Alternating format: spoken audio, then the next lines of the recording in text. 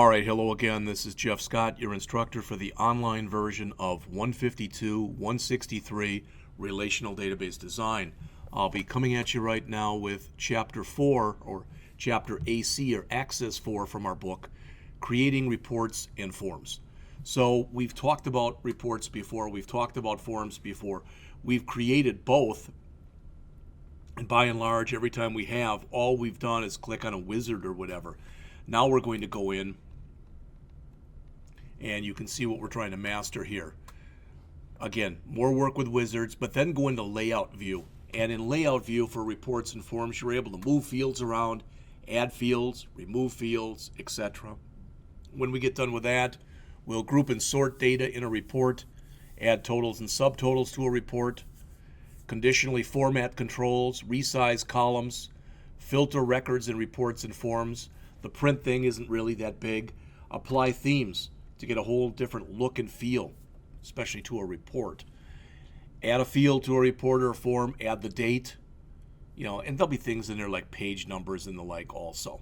All right, change the format of a control, move controls around, create and print mailing labels, which is, I believe, what the chapter ends with. Now, mention a couple things here. Notice this, we've looked at these a little bit throughout the book.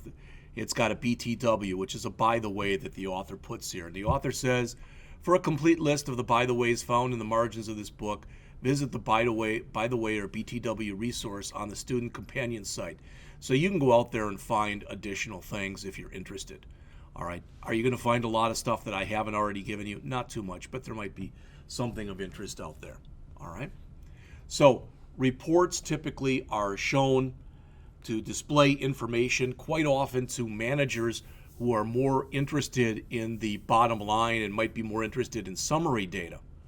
All right. On the other hand, typically when you work with, so that's reports. If you work with forms, a lot of people use forms to add data, all right, or change data that happens to be in a database. There's several ways to create both reports and forms. We've used the report and form wizards. We've done a little bit of work with them before. You can use either layout view or design view to create or modify reports or forms. As it says in this chapter, we're going to use the layout view. We'll go through the design view in later chapters. And again, the chapter will end with talking about the label wizard that can be used to produce mailing labels. So, if you take a look at figure 4.1 here that's on page AC 203, all right, they mention here that the Bavant Publishing Company hopes to improve their decision-making capability by using two custom reports to meet specific needs. The first report is what's shown on the screen right now. It's a modified version of an existing report. It features grouping, where we're grouping records by the customer type, so there's three different groups. Remember, we have HI for high school, all right, UNI for university, and COM for community college, I believe it was. All right. So underneath that, in figure 4.2, those are the actual, I guess that's 4.1a and 4.1b. These are the totals that go along with these. And in 4.2, here's our other report. All right. It's got data from two different tables. So again, just like when you write queries, you can write forms and reports based off of more than one table. All right. Again, we're using grouping, but this time we're grouping by book rep number. So as it says, not only does the rep number appear before each group, but the first name and the last name appear as well. Why? Because it's much easier to remember Melina Perez as opposed to number 42, Robert Chin as opposed to 53, etc. And they mention here that Bavant also wants to improve the process of updating data by using a custom form. All right. Notice the form, as they mentioned there, has a title on it and it has the date on it over here. All right. And it doesn't contain all the fields of the customer table, just the ones that we're interested in possibly changing. The fields have also been put into a little bit different order, all right, on here. And they like the stacked layout that's being used right here. Finally, again, as mentioned previously, what we're going to end the chapter with, as shown here on page 205, is the ability to print mailing labels, and you'll see that again at the end of the chapter. So here's our roadmap that we've been talking about. We want to group, sort, and total report information, conditionally format controls in a report, filter report records, create a report based on more than one table, create a form using the form wizard, modify controls in the control layout of a form, filter form records, and finally, create mailing labels. So again, that's what we're into in this chapter. We're not going to worry about running access and opening access because we've gone through how to do both of those before. So let's talk a little bit here, as they mentioned on the beginning of page 207. Let's talk a little bit about report creation. All right. Notice it says there's 4 different ways that you can view a report. And we'll talk about, I believe, 3 of them in this chapter: report view, print view, layout view, and design view. Report view shows the report on the screen. Print view, of course, shows you how it'll look if it was printed. Layout view is similar to report view, but it allows you to make changes. That's usually, as they mentioned here, the easiest way to make changes. Design view also allows you to make changes, but it doesn't show you the actual report. As mentioned, it's most useful if the changes you need are more complex. So we're going to use the layout view in this chapter. Now, reports are typically, and I'm going to turn back to the earlier report that we saw here.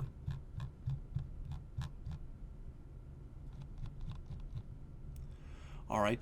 Typically, when you work with reports, what you're going to have is you're going to have things like here. You're going to have a major header section that might appear just at the beginning of the first page. You might have other headers, page headers that appear on every page, page footers that appear on every page, and when you're all done, you might have some final totals that appear. So what they mention here is that the report is divided into various sections. So there's a report header section, which again appears typically on a page by itself or just once in the report. A report footer section, same kind of thing, and a page header section and a page footer section that appear on each page, and a detail section, which again is the detail that appears on each page. All right, that's pretty much what they say in here. Again, in the example of the report that we're going to create, when the data is grouped, there'll be 2 additional sections. All right, as it says, the contents of the group header are printed before the records, and the group footer will be printed after the group. So again, as I have been doing, I'm just going to walk you through this, and then in the next several lectures, I'll come back and physically do the examples that are in here. All right? So if we look at the example that's right here, notice it says press and hold, the customer financial report. I'm going to go back and recreate that because I'm starting again with a fresh database, and all that database has in it is just the customer table and the book rep table. All right, but if we look at this, there's not really a whole heck of a lot to it. After we come in and we create the original thing in here, then we can click the group and sort button, and as it says, we can add a group. Well, if we add a group and we sort by customer type, that's going to totally change the look and feel in here. Rather than having, we might have had all the comm stuff together, for example, but we didn't. We had it based over here based on customer number. And now we want to base it on customer type. So for instance, we want all of our community college customers together, then all of our high school customers together, then all of our university customers together, that kind of thing. Not only that, once we come in, unless we tell it otherwise, it's going to put it in what it considers to be its own order. But we can come in after we group and we can put stuff into, if we want to, we can put stuff into sorted order, as you see right here. For both grouping and sorting, as mentioned here on page AC 210, you can tap or click the More button to specify even additional options. All right. So I like these sections that the author puts in here, these consider this, and there's one here on page 211. It says, what is the purpose of the additional options? Value. You can choose the number of characters of the value on which to group.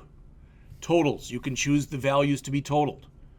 Title for customizing the group title. Header section, which you can include or omit. Footer section, which you can include or omit. The big thing about this is if you do a lot of grouping, if you have headers and footers all over the place, it can lead to a report that's very hard to read. All right. And then keep together, which says Access should try to keep portions of the same group on the same page. That may not be possible if there's hundreds of records, but it'll do the best it can.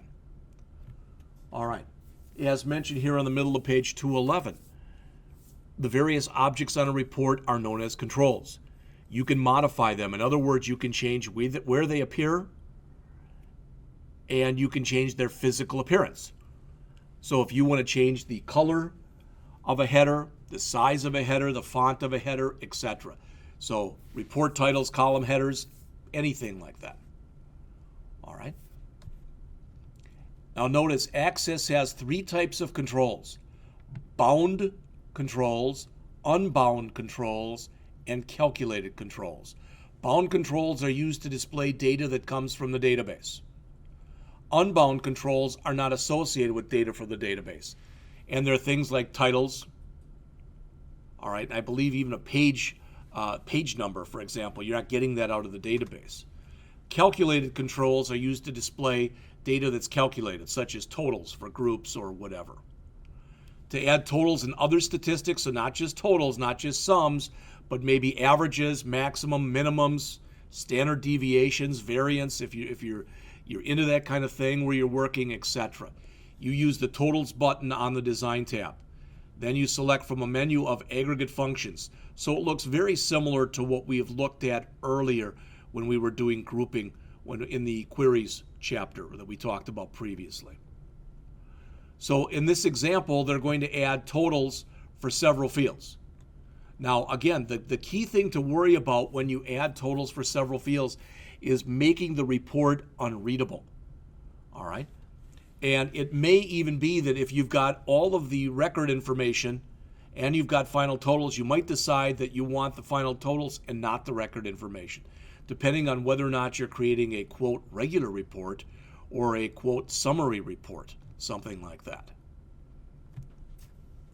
So if you do decide that when you go through this that you physically do have too many of the different controls or too many of whatever, as mentioned here on page 214, you can remove the group totals, you can remove the sorting, you can remove the total pane. All right. Now there it doesn't look bad here in figure 4-14 on page 214. It doesn't look bad, but we don't have that many records. Again, if you have hundreds of records, do you want that information? Perhaps you do.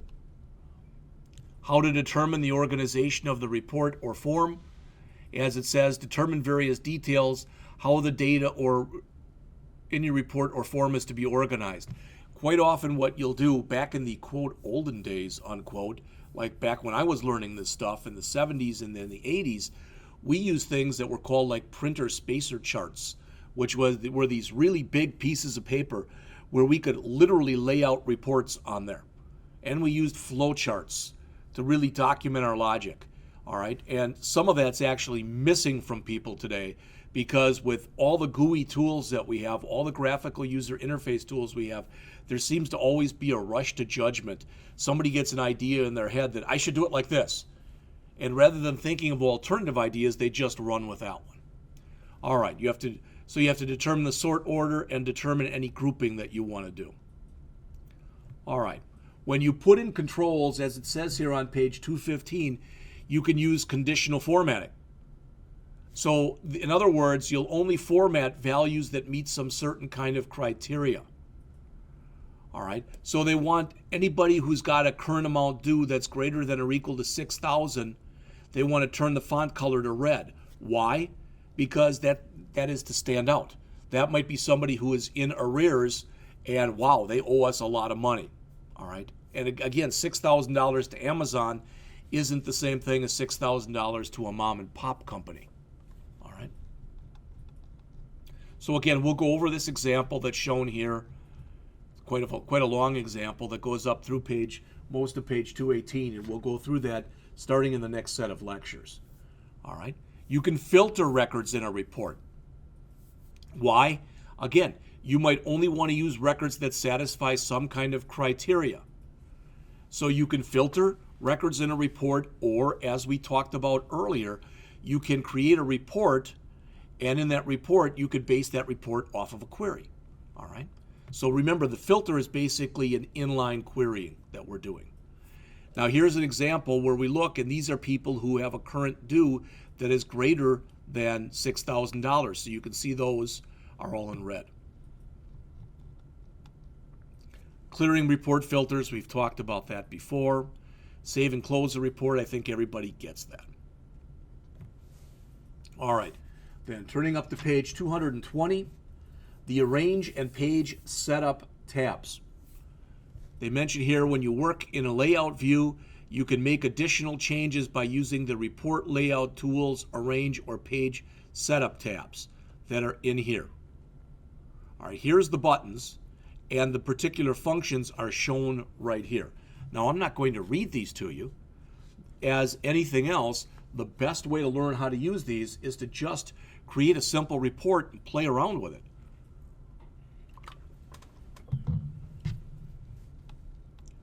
The Report Tools Layout Page tab, that's shown here, and there's the associated buttons.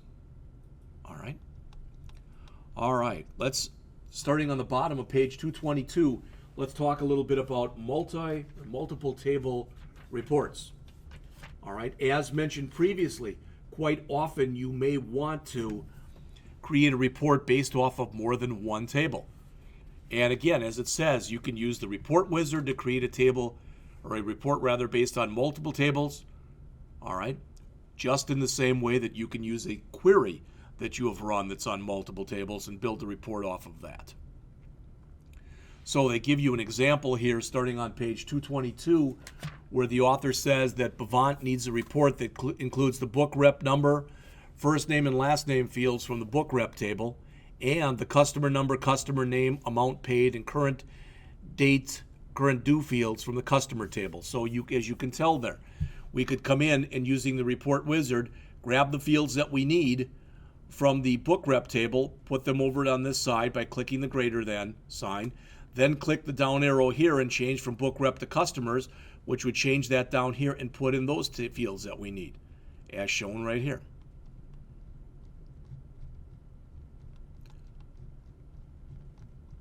Again, we'll run through that entire example in just a few minutes. You can see that it's a long example that goes over 3 or 4 different pages. All right, page 227.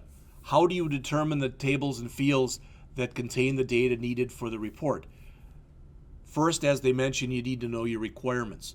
One of the things that I've been harping on and that I've mentioned to you on more than one occasion before is, as a developer, don't be afraid to go in and talk to your end user. Find out what their needs are and talk to them often, because quite often their needs may change. I've done work before where I've been employed by companies where I've had to work with end users, and I'll get partway through a project and the person that I'm doing the project for has a change of mind or a change of heart and wants things totally changed. By keeping that constant flow of communication open between you, all right, you won't, hopefully at least you won't have major changes to make. All right, so you examine the requirements for the report to determine the tables, determine the fields, and the order of the fields. Remember that if you're using a layout view, you can move things around. Literally, you just drag those controls and move them to another place on the screen. So if someone says to you, hey, I would really like this put over there or over here, yeah, you can do it. In Chapter 1, we used the report button that basically created the report for us. You can also use the layout view to create either a single table report or a multi-table report from scratch. As they mention here in the figure, it says to do so, you would first create a blank report and then display the field list. So there's the blank report, there's the field list. And then you come in and you start dragging over the different fields in the order in which you want them. So notice what they have here. It says that if it involves a second table, you use the field list to bring up that second table, and then you bring in what it is you're looking for. When you create a report in layout view, rather, the report does not automatically have a title. All right, but you can click the title button as shown here on page 229 and just add the title for you automatically. So they go over these steps here for creating a report in layout view by creating a blank report. And they give you 8 steps here on the bottom of page 229. We will run through this, all right, and create that same report that's shown right here, starting in the next set of lessons. All right, let's talk a little bit then on page 230 about using themes. All right, the most important characteristic that they mention is that the data is in a useful arrangement. Well, even more important than that is that you have the required data that someone is looking for. The general appearance of the form also is important. If you use colors that are very hard to look at, in other words, if you've got a background color that's very similar to your text color, it's going to be hard for your user, your end user, to work with a report. So it says you should keep in mind 2 important goals when assigning colors and fonts. First, the various colors and fonts should complement one another, not clash with one another. Second, the choice of colors and fonts should be consistent. And I would add my own little caveat onto that and say, be careful of using, kind of for lack of better words, off-brand fonts. There are a lot of people who like fonts that may look good in Word, but may not look good, for example, in a report. All right, it's not hard to go back in and change a font once you put it in. But again, as mentioned, it's very important that you keep the lines of communication between you and the end user open. All right, so as it says, Access provides themes, which are a selection of colors and fonts that you can apply to various sections of a report or a form, or to the entire report or a form. As it says, if you point to any theme in what's called the theme picker, as they show here,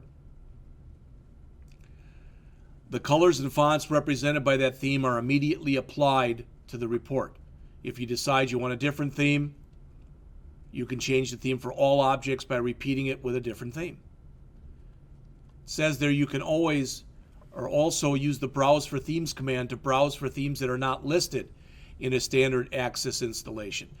And my guess is, because I've used themes in a lot of different software before, there probably are even themes that are available either free on the internet or probably for a very cheap price where you can buy them also.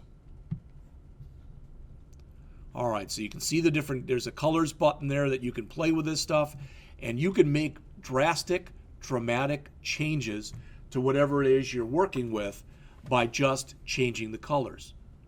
All right, again, as they mentioned, if you don't like the font, you can click the Fonts button. And remember, an important element here is the people who are using this report, are they going to be administrative assistant type of people who are going to be using these reports on a screen? Because a font that might look good on screen might not look that great when you print it out. All right, so you may want to have different fonts for the same report. And what I mean is you might want to take the same report and create a copy for maybe admin assistants, or create a copy for an electronic report with one font and maybe a different font for when you print it out. So you can assign a theme to everything or just to single objects. And they go through the steps for both here on pages 231 and 232, I should say. When you select the theme, as it says, Access furnishes a live preview of what it's going to look like when you get done. Okay? All right. Moving down here to the bottom of page 232, talking about creating a summary report. And as mentioned, a report that includes group calculations but does not include the individual detail lines is called a summary report. Again, depending on who your audience is, this might be all they're looking for is just the bottom line. So it's still broken up by customer type, but this is the total amount paid for all COM customers, the total current due for all COM customers, the sum of those two, and the returns. Okay?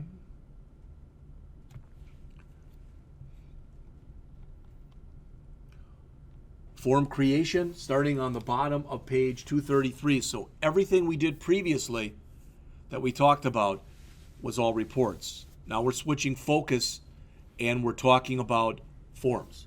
Now when we get into the next chapter, chapter 5, which is going to be fairly soon, we talk about multi-table forms. Then when we go into chapter 6, that's advanced report techniques. In our last chapter, chapter 7, will be on advanced form techniques. So you can see that basically the rest of the book, we're on page 233, and that's approximately halfway through the book. So you can see as we're going through this that much of this book is centered on working with forms and working with reports.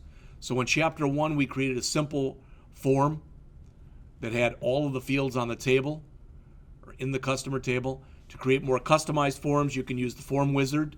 You don't have to use the form wizard, but it can be quite easy to use.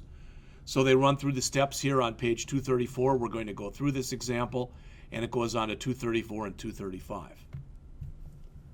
All right, forms have their own sections. And as mentioned here on the bottom of page 235, the form typically has 3 sections: the form header, the form footer, and the details section. All right, so the form header appears at the top of the form, usually with the title, might have the date, might have a logo, etc. The form footer appears at the bottom, might be empty, might have the page number, again, might have a copyright on it or something else, and the details section, which is the stuff in the body that will appear on virtually every page. Forms work with controls just like reports. They're the same 3 types. In other words, there are bound controls that are bound to the database, unbound controls that are not bound to the database, and calculated controls that you create. Notice bound controls have attached labels that typically display the name.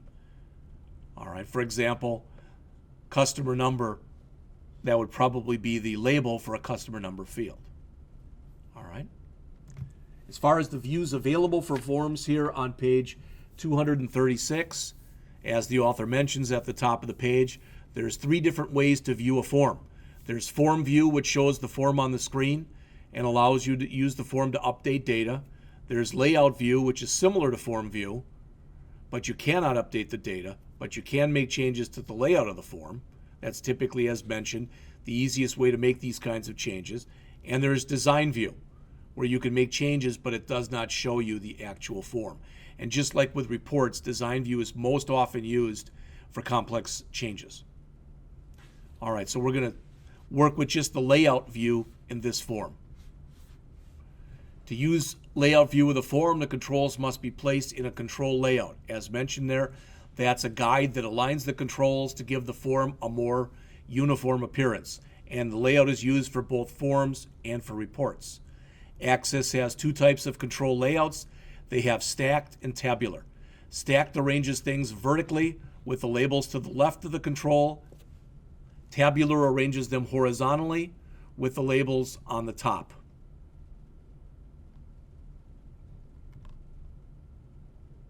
So here's a stacked example on the bottom of page 236.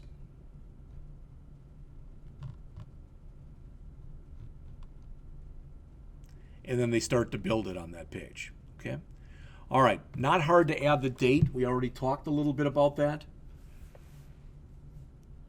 You can add the date or the time. Watch it with the time. Most people don't care. In the case of reports, you can add a page number as well. To add any of these, you use the button in the header footer group of the design tab. So you bring that up. And I really shouldn't say that because you might want to have the time, because if you're running reports and they're based on a certain time of day, you might want that on there to show that it's the latest and greatest data. All right, so again, we'll go through that example. As mentioned on the bottom of page 239 here, it's possible to change the format of a control. So you can click on the Format tab. If you wanted to, you could bold it, for example, underline it, italicize it. All right, it's pretty much using the same controls that you're used to using for Word. Okay, you can move controls around. That's probably really important for something along the lines of like a page number or a date. If you want it centered or left or right justified or whatever.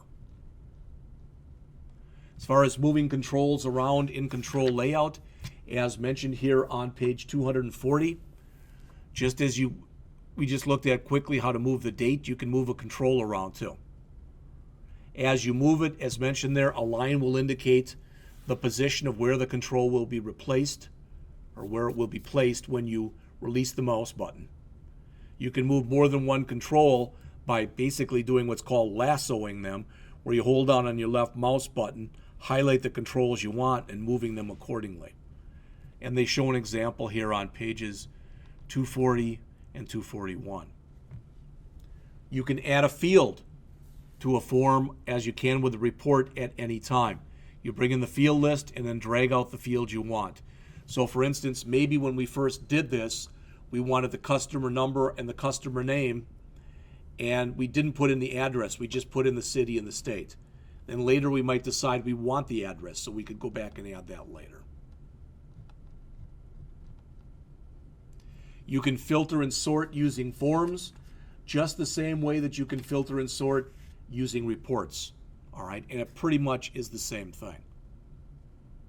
So again, you've got your choice. You can either create queries and base the forms or reports off of the queries, or you can do an inline type of query by using filters.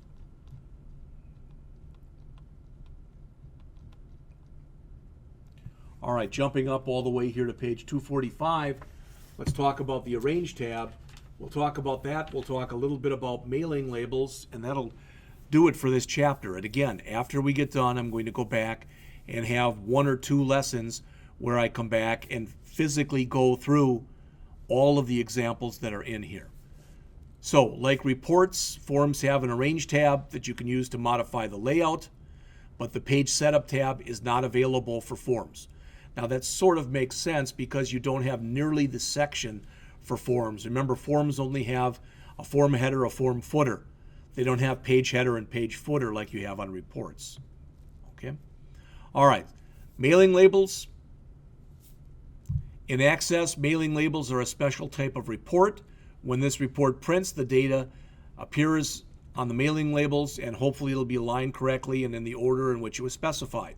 So they go through an example of creating mailing labels on 245, 246, 247. And then they talk about how to print them on page 248. So we will go through this as a class starting in the next set of lectures. All right?